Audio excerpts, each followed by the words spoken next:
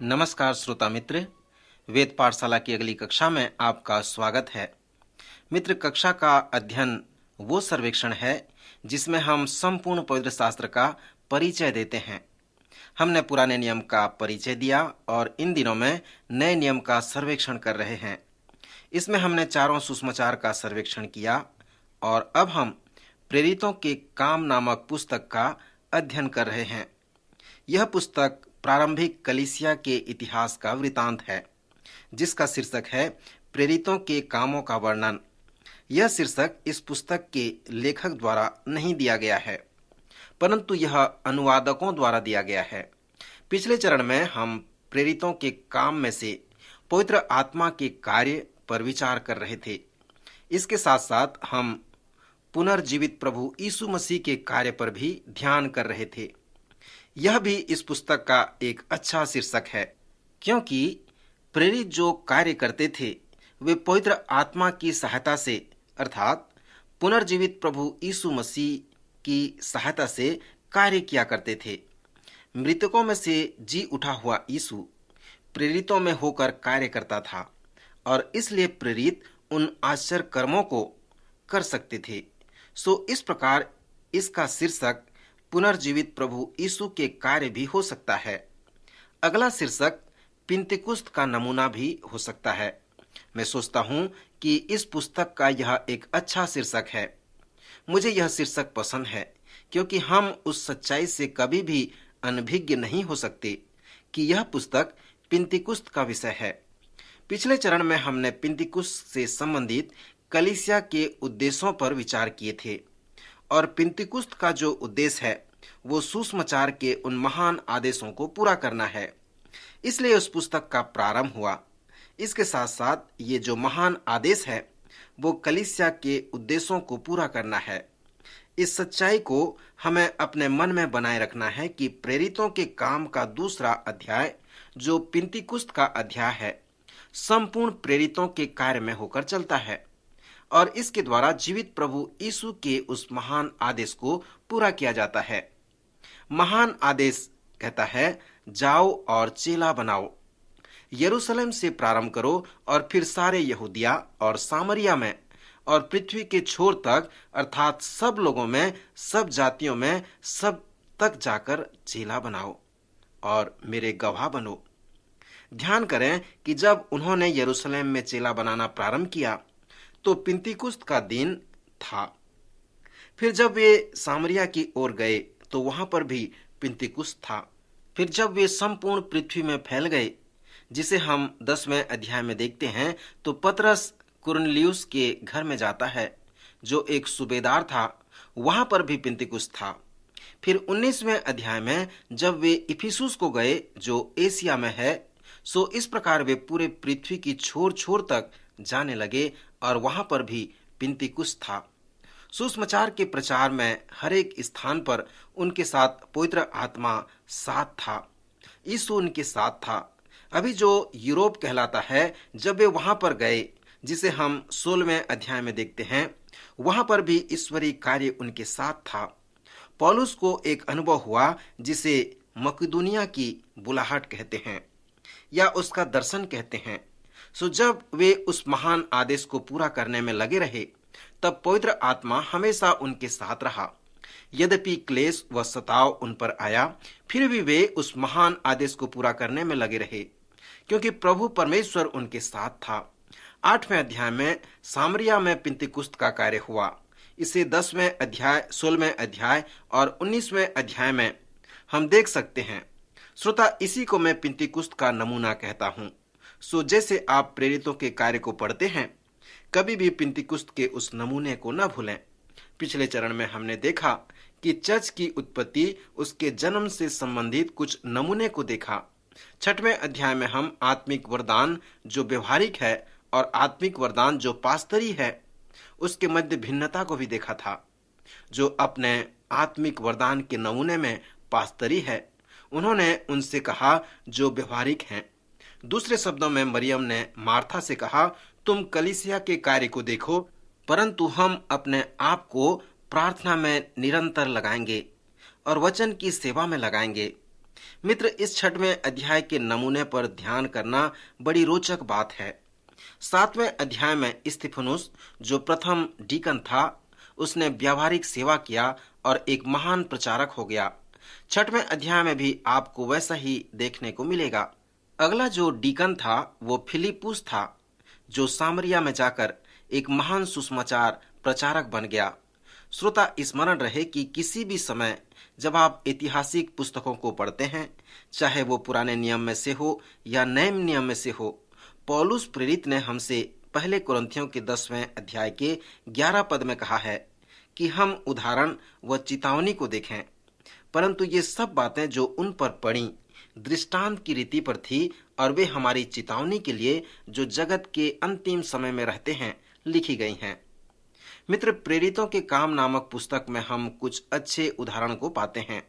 वहां पर चेतावनी तो है, परंतु प्रायः सुंदर उदाहरण है। स्तिफनुस, जिसने अपने संदेश के लिए अपने जीवन को समर्पित कर दिया, जो एक महान उदाहरण है। वह प्रायः एक व्यवसायी था, पढ़ा लिखा था, वह चर्च के बाकी कार्य को देखता था, इसलिए उसे नियुक्त किया गया था। परंतु उसने सुसमाचार प्रचार का भी कार्य किया और आत्मिक वरदान का उपयोग किया और सेवा के लिए शहीद हो गया। पवित्र शास्त्र में जब यह अगुवेपन में आता है तो यह स्पष्ट है कि वे पहले प्रमाणित करके बताएं। आप ये कैसे प्रमाणित कर सकते हैं कि आप एक आत्मिक अगुवे हैं? वह अपने व्यवहारिक क्षेत्र में इस बात को प्रमाणित कर दिया। स्तिफनुस का जो आत्मिक वरदान का नमूना था वह पिंतिकुस था। मित्र, यह पेंतिकॉस्टल शब्द मुझे अच्छा लगता है। इसका अर्थ यह है कि वह एक आत्मिक व्यक्ति है और एक ऐसा व्यक्ति है जिसकी सेवकाई में पवित्र आत्मा की सामर्थ है। हम में आत्मा कार्य करता है, जैसे हमने देखा, और इसका ये प्रमाण है आत्मा का फल। परंतु फिर भी हम में पवित्र आत्मा का कार्य है, पवित्र आत्मा का अभिषेक है, जो आत्मिक वरदान की सेवकाई के साथ जुड़ा हुआ है। स्पष्ट है कि स्तिफनुस एक पेंतिकॉस्टल व्यक्ति था, क्योंकि जब उसने अपना सामर्थ्य प्रचार करना प्रारंभ किया तब वह पवित्र आत्मा की सामर्थ्य से प्रचार किया। उसके ऊपर पवित्र आत्मा का अभिषेक था। एक बात हम आपसे पूछना चाहते हैं कि जब आप इस पुस्तक को पढ़ते हैं तो चर्च को दिए गए कार्य पर आप ध्यान करें, और विशेष करके नए नियम के प्रचार को। सर्वप्रथम पतरस एक प्रथम प्रचारक था। फिर जब आप 7वें अध्याय में आते हैं तो पतरस ही न केवल एक महान प्रचारक था, परंतु वहां पर हम देखते हैं कि स्तिफनुस एक महान प्रचारक बन गया था। उसका प्रचार बड़ा लंबा है। उस अध्याय में 60 पद हैं जिसमें स्तिफनुस ने प्रचार किया। मुझे आशा है आपको उपदेश सुनना अच्छा लगता होगा। अनेक वर्षों से मैं ये प्रयास कर रहा हूं कि कैसे मैं और भी अच्छे से प्रचार कर सकूं। मित्र, प्रचार एक लड़ाई है। यह किसी विषय को समझाना ही नहीं, वरन एक युद्ध है। यह एक आत्मिक वरदान है, और यदि यह पवित्र आत्मा द्वारा नहीं है तो वह प्रचार वास्तविक नहीं होता। पेंतिकॉस्टल प्रचार ही एक ऐसा प्रचार है जो नए नियम के प्रचार का नमूना है। स्तिफनुस से मुझे ये सहायता मिली कि उसने एक ही संदेश में पुराने नियम के 39 पुस्तकों का सर्वेक्षण कर दिया। इस वेद पाठशाला को एक साथ रखने में मुझे 180 संदेश, जो 15 मिनट का है, तैयार करने पड़े। यह केवल पुराने नियम के 39 पुस्तकों को पूरा करता है। यद्यपि मेरा सारांश एक रूपरेखा या परिचय है। आप जिन्होंने पुराने नियम का सर्वेक्षण मेरे साथ किया था, आपको मालूम होगा कि कैसे मैंने उन 39 पुस्तकों का परिचय दिया। स्तिफनुस यहाँ पर अद्भुत बातें बताता है। उसने बड़े ही सारांश रूप में स्पष्ट संदेश दिया है। उसने 20 मिनट में संपूर्ण सार को स्पष्ट कर दिया है।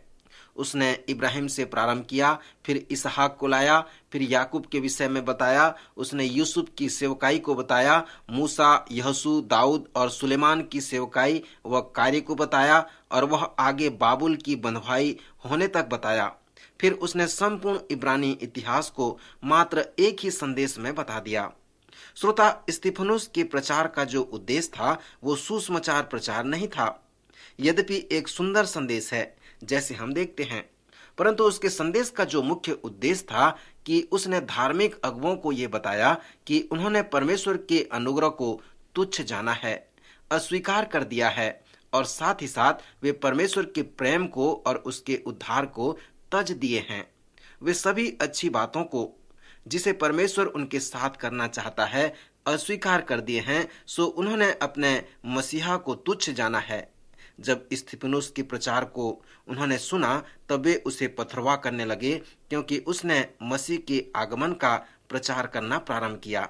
उसने निर्गमन के विषय में बातें करते हुए अपने संदेश के निष्कर्ष में पहुंचा। उसने परमेश्वर के लोगों का मिस्र की गुलामी से छुटकारे को बताया, जो पुराने नियम में इब्रानी इतिहास का एक महान आश्चर्य कर्म है। निर्गमन उद्धार को दर्शाता है। उसने मूसा के महान कार्य के विषय में वर्णन किया। स्तिफनुस ने बताया कि मूसा फिरौन के यहाँ 40 वर्ष तक रहा, फिर उस जलती हुई झाड़ी के पास परमेश्वर के बुलाहट को प्राप्त किया।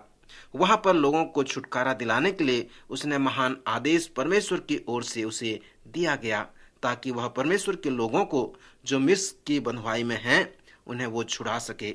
सो इस छुटकारे से संबंधित मूसा परमेश्वर से व्यवस्था प्राप्त करता है, जो पवित्र शास्त्र के प्रथम 5 पुस्तकें हैं और 10 आज्ञाएं संक्षिप्त में रखे गए हैं। श्रोता मित्र, इस प्रकार स्तिफनुस ने अपने प्रचार में उन लोगों से कहा, तुमने मूसा को अस्वीकार किया और परमेश्वर ने जिस उद्धार को तुम्हारे लिए भेजा था तुमने उसे अस्वीकार कर दिया। तुमने फिर से मिस्र में जाना पसंद किया। तुमने सोने का बछड़ा बनाया और उसकी उपासना करना चाहा। तुमने जीवते परमेश्वर को तुच्छ जाना। तुमने मूसा को अस्वीकार किया। तुमने परमेश्वर के उद्धार को, उसकी व्यवस्था को जो मूसा के द्वारा तुम्हें दिया गया था, उसे तुच्छ जाना और अस्वीकार कर दिया। इसके बाद हम देखते हैं कि वे लोग क्रोधित हो जाते हैं और स्तिफनुस के प्रचार को सुनकर वे उसे पथरवा करके मार डालते हैं। जैसे मैंने पहले आपसे बताया था कि यह इब्रानी इतिहास न केवल एक समीक्षा है, परंतु यह इसराइल के धार्मिक अगुवों के लिए प्राथमिक संदेश है, उन पर दोषारोपण है। और वह इस प्रकार है कि तुमने हमेशा परमेश्वर को अस्वीकार किया है। वो सब कुछ तुम्हारे लिए करने का प्रयास किया, परंतु तुमने उसे अस्वीकार कर दिया। तुमने परमेश्वर के अनुग्रह को, उसके उद्धार को, उसकी व्यवस्था को और उसके अगुवों को हमेशा के लिए अस्वीकार कर दिया है और तुम अभी भी उसे अस्वीकार करते हो। तुम हठीले लोग हो। तुम अपना सर झुकाना नहीं चाहते, परमेश्वर के समक्ष झुकना पसंद नहीं करते हो। जैसे स्तिफनुस अपने संदेश के लिए मारा गया, तो उसने हमें बता दिया कि वह आत्मा से परिपूर्ण था। स्तिफनुस के पास परमेश्वर का एक महान दर्शन था, यीशु मसीह का दर्शन था, परंतु तुमने उसे पथरवा करके मार दिया। सो यही जीवन है, ताकि लोग जाने वही एकमात्र सच्चा परमेश्वर है और उसी ने यीशु को भेजा है।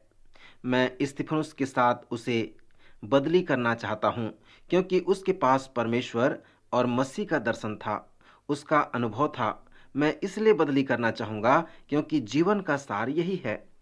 जब तक आप मसीह को नहीं जानेंगे, जब तक आप उस सच्चे जीवते परमेश्वर को नहीं जानेंगे, आपके पास वास्तविक जीवन नहीं होगा। स्तिफनुस मसीह व परमेश्वर को जाना था, सो इसके लिए आप खेदित न हो। उसने वैसा ही मरा जैसा प्रभु ने उसे मरने के लिए प्रेरित किया था। उसने उनके लिए प्रार्थना की जिन्होंने उसे पथरवा करके मार डाला। वह सभी प्रेरितों में महान प्रेरित ठहरा। उसने कहा कि मैं झूठ नहीं बोलता, यह बिल्कुल सत्य है और परमेश्वर के अनुग्रह से ये है। इसे मैं नहीं किया, परंतु मैंने परिश्रम किया और ऐसा होने दिया। फिर इसके बाद हम देखते हैं कि जो व्यक्ति उसे वध में सहमत था, उसने नए नियम के आधे भाग को लिखा है। फिर हम ऐसे प्रचारक से मिलते हैं जो उस प्रकार का प्रचारक आज तक नहीं हुआ। उस प्रकार का पास्टर, शिक्षक व लेखक आज तक नहीं हुआ। जब हम उसके विषय में देखते हैं तो अंत में उसने प्रार्थना करके कहा कि हे प्रभु, यह पाप उन पर मत लगा। यहूदी व्यवस्था के अनुसार जो अपराध का गवाह होता है, उस अपराधी के बराबर वह भी अपराधी हो जाता है। सो यदि कोई उस बड़े सजा पर विश्वास करता था, उसे कुछ क्षण सोचना पड़ता था। तरसुस का साउल, जो यहूदियों की महासभा का एक सदस्य था और रोमी नागरिक था, उसने उसे अपने में ले लिया, अर्थात वह स्तिफनुस के वध में सहमत हो गया। श्रोता मित्र, स्तिफनुस के उस संदेश को स्मरण करना बहुत ही रोचक बात है। उसका संदेश एक फलवंत संदेश था। प्रेरितों के काम में जितने भी आत्मा से परिपूर्ण होकर प्रचार किया गया है, वे सब अभिषिक्त उपदेश हैं। यह पवित्र शास्त्र पर आधारित प्रचार है। यह मसीह में केंद्रित प्रचार है। यह सुसमाचार प्रचार है और फलवंत प्रचार है। आप आश्चर्य कर रहे होंगे कि किस क्षेत्र में यह फलवंत प्रचार हो सकता है। 22वें अध्याय में पौलुस प्रेरित ने यह कहा है कि जब स्तिफनुस की मृत्यु हुई तो वह वहां पर उपस्थित था। यह स्पष्ट है कि स्तिफनुस की मृत्यु जिस तरह से वह मरा, वह तरसुस के साउल के जीवन में कार्य किया। साउल 9वें अध्याय में अपना जीवन परिवर्तन करता है। फिर तब से उसका नाम साउल न होकर पौलुस हो जाता है। अनेक विद्वान विश्वास करते हैं कि स्तिफनुस की गवाही ने साउल को प्रभावित किया, जिससे उसका जीवन परिवर्तित हो गया। स्तिफनुस बिना जाने मर गया कि उसका संदेश फलवंत हुआ कि नहीं हुआ। उसे ये पता नहीं चला कि उसके जीवन देने से किसी व्यक्ति का जीवन परिवर्तित हो गया। साउल का जीवन बदल गया। सो जब साउल का जीवन परिवर्तित हो गया, तब धीरे धीरे संपूर्ण पृथ्वी में परमेश्वर का वचन फैलता गया और उनकी सेवा फलवंत होती चली गई। मित्र, इस प्रकार हम देखते हैं कि स्तिफनुस का जीवन, उसकी सेवा, उसकी मृत्यु ने साउल के जीवन को प्रभावित कर दिया। एक बार मैंने एक अभिषिक्त प्रचारक के विषय में कहानी सुना। उसने विश्वास किया कि जो परमेश्वर वचन उसे देगा वह वही प्रचार करेगा। सो एक दिन रविवारी आराधना में जब वह प्रचार करने गया, तब वहां बहुत कम लोग थे। उसने परमेश्वर के वचन प्रचार करना प्रारंभ किया। उसके संदेश का जो विषय था कि परमेश्वर लोगों को चाहता है कि वे उसकी सेवा करें। उसने चुनौती दी, उन्हें उस सेवा के लिए आमंत्रित किया, परंतु कोई नहीं आया। अंत में एक व्यक्ति जो ऊपर में पियानो बजा रहा था, वो कायल होकर अपना जीवन इस कार्य के लिए समर्पित कर दिया और वह अफ्रीका जाकर एक महान प्रचारक बन गया और वहां जाकर हजारों लोगों को वो प्रभु में लाया। यह इसलिए हुआ क्योंकि पवित्र आत्मा की सामर्थ्य से उस प्रचारक ने उसे प्रचार किया, उसका जीवन बदला और वह परमेश्वर का एक महान सेवक बन गया। मित्र, यह भी एक फलवंत संदेश था। यहाँ पर स्तिफनुस का संदेश भी इसी प्रकार का था। उसके संदेश से उसे पथरवा तो किया गया, परंतु बाद में वह संदेश फलवंत हुआ। उसने परमेश्वर की आज्ञा मानी और प्रचार किया। वह यह सोचते हुए मरा कि उसकी मृत्यु उसके संदेश का परिणाम है। उसके स्वेच्छा से अपना जीवन मसीह के लिए उसने दे दिया। परमेश्वर ने उसके हृदय में वो संदेश दिया कि वह प्रचार करे, यद्यपि वह उसका जीवन का मूल्य था। श्रोता, जैसे हम इस प्रेरितों के कार्य को आगे पढ़ते हैं तो हम देखने पाएंगे कि स्तिफनुस ने जिस संदेश को प्रचार किया वह बहुत ही फलवंत संदेश था। साउल नामक इस व्यक्ति को जो 7वें अध्याय के अंत में और 8वें अध्याय के प्रारंभ में आप देखते हैं, वह बहुत उपद्रवी था। विश्वासियों पर बहुत सताव को लेकर आया था और कलीसिया को उजाड़ रहा था। विश्वासियों को घसीट घसीट कर बंदीगृह में डालता था। सो विश्वासीगण प्रेरितों को छोड़कर सब के सब यहूदिया और सामरिया देशों में तितर बितर हो गए थे। तरसुस के साउल से जब हम मिलते हैं तो वह मसीह का विरोधी था। वह मसीह विश्वासियों से घृणा करता था। 9वें अध्याय में हम पढ़ते हैं कि वह दमिश्क में इस आशय से जा रहा था कि वह विश्वासियों को बांधकर यरूशलेम में लाए। सो इसके लिए वह महायाजकों के पास गया और उनसे अनुमति पत्र मांगा ताकि वो उन्हें और सता सके।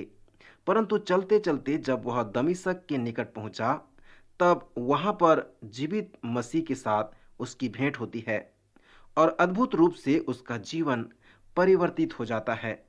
आगे चलकर वह गवाही देता है। वह गलतियों की पत्री में कहता है कि कैसे उसका जीवन बदल गया। पहले अध्याय में स्पष्ट बताया गया है कि कैसे उसका मन परिवर्तन हुआ और कैसे उसने अपनी सेवकाई प्रारंभ की।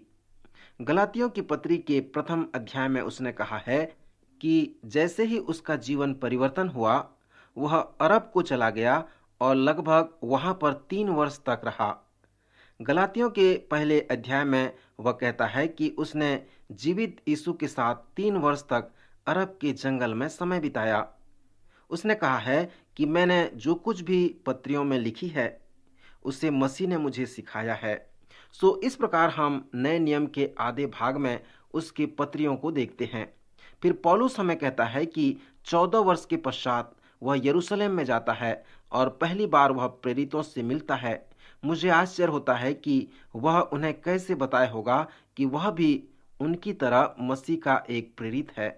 किसी भी तरह से उसने उन्हें कायल किया कि जैसे वे मसीह के साथ 3 वर्ष तक रहे, वह भी मसीह के साथ 3 वर्ष तक रहा। उन सभी बातों को बताने के बाद वे उसके साथ संगति रखने लगे और कहा, ठीक है, अब तुम अन्य जातियों में जाओ, गैर यहूदियों में जाओ और अब हम यहूदियों के मध्य में जाएंगे। ऐसा लगता है कि परमेश्वर ने उन्हें करने को इसी प्रकार आज्ञा दी थी। पौलुस गुरु था, वह विद्वान था, उसके पुराने नियम का पूरा ज्ञान था, उन दिनों में महान ज्ञान रखने वाला व्यक्ति था। ऐसा लगता है कि इसलिए परमेश्वर ने उसे गुरुओं के पास भेजा और उन अनपढ़ मछुआरों को, जैसे पतरस, याकूब, यूहन्ना को अन्य लोगों के पास भेजा, क्योंकि उनके पास ईश्वरीय ज्ञान, आत्मिक या धार्मिक पृष्ठभूमि नहीं था। परंतु ध्यान रहे कि हम जिस प्रकार कार्य करते हैं उस प्रकार परमेश्वर कार्य नहीं करता।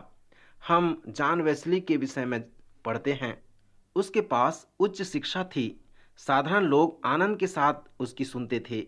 वह किसी भी स्थान पर परमेश्वर का वचन प्रचार करता था और लोगों का प्रत्युत्तर देता था। डीएल मूडी बड़े बड़े अच्छे व्याकरण का उपयोग करते थे। उन्होंने ऑक्सफोर्ड से अपना अध्ययन किया था। जब वे प्रचार करते थे, हजारों लोग आते थे।